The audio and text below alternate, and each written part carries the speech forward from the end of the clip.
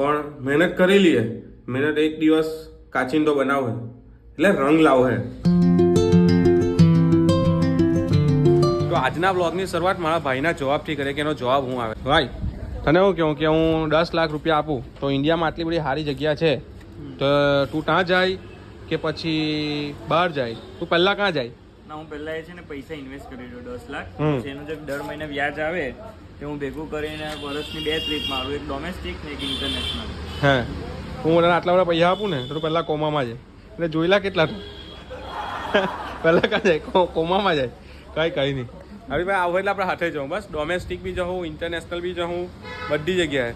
ને છેલ્લે ગોપી તળાવ તો ગઈએ જ છે એટલે કોઈ ટેન્શન નથી. ઘણા વખત પછી આ ખાટલા પર હોવા મળ્યું. બોલો, મજા પડી જાય. પણ ગામડે જાય ને એક ઉપર પંખો ચાલતો હોય ને નીચે એક ખાટલો હોય, જે હોવાની મજા, હા જલસો પડી જાય. બસ તો જસ્ટ રૂમમાં આવી ગયા છે અને બહાર મસ્ત મજાના ઢોલકા વાગે છે. આપણા લગ્નમાં બી આ જ રીતે ઢોલકા વાગશે, જો તમને સંભળાવું.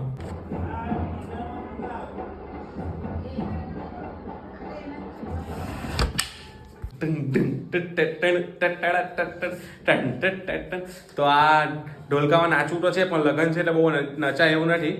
તો આ બાજુ એ લોકો એનું કામ કરે છે, આપણે આપણું કામ કરી લઈએ. આ આપણી હમણાં સેટી છે, જોઈ લો, આ આપણી સેટી છે.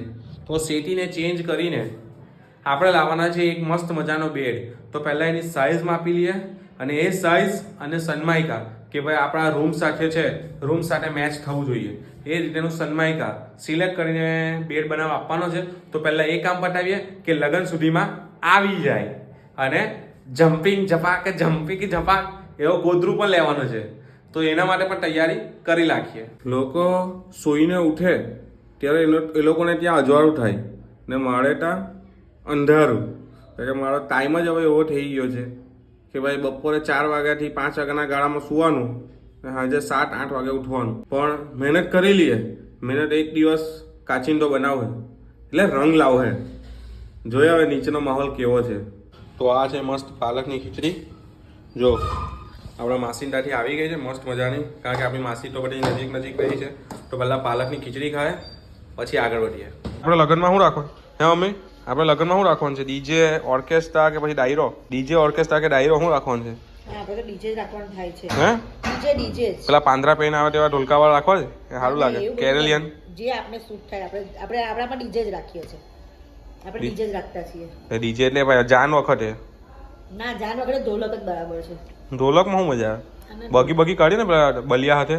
આપણે ઢોલક બળિયા હાથે. હા તો મસ્ત બળદગાડું તો મારે જોઈએ છે. મેં આને કીધું હે રીસી તારા દોસ્ત લાવે વેચી લાખ્યું લે તો હું આવા નાચવાની. ના તો કોઈ બીજાનો સેટ કરે આપને. જો આપણે બળદગાડું લેવાનું થાય છે. નહીં તો ને તો પછી ઊંટ ગાડી, બળદગાડું સાથે ગધેડા ગાડી. ના, છત્રી બત્રી બી રાખવાની લાઈટ માટે. જેસીબી લેવાનું ભાઈ. ના, જેસીબી નહીં. તો છેલ્લે કઈ નહીં થાય, છેલ્લે ઢોલક વાળો જોઈએ જ.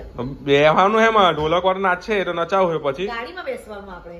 કઈ મર્સિડીઝ, ઓડી, BMW જે કે રીતે હમર મળે ખાલી છે. એકાદ કિડની હારી હોય તો આપજે તો લઈ લઈએ. બંને જ વેચી કાઢની આવે તું. મમ્મીએ કીધું બંને કિડની વેચી નાખવાની છે ભાઈ. લાવી હવે હું લાવી એટલે જોઈએ હવે. પેલો તો બોલી હું બોલું તે વિડીયો જો ગમે તો લાઈક કરો વાળું. જો વિડીયો જો ગમે, અમારો વ્લોગ જો ગમે તો લાઈક કરો, શેર કરો અને કમેન્ટ જરૂર કરજો. સબસ્ક્રાઇબ કોણ કરજો ને સબસ્ક્રાઇબ કરવાનું ભૂલતા નહીં. હા શીખી ગઈ છે મારે રહીને. તું બી વ્લોગ ચાલુ કરે ધીરે ને? હા હું ચાલુ કરવાની ને. તો કયા નામથી? હેટલબેન બ્લોગર. હા, હેટલબેન. હેટલ બ્લોગિંગ, હેટલ બ્લોગ્સ એવું રાખે. યસ. તો પેટ્રોલ પંપ પર આવી ગયા છે. તો પેટ્રોલ પુરાવીએ અને પછીનો સીન પછી જોઈએ. આ જગદંબા ક્યાં આવી? લીવ બોડલું અત્યારે મને કીધું મમ્મી આજે રીવલિયા લીવ જોક્કર ટાટા ટાટા જય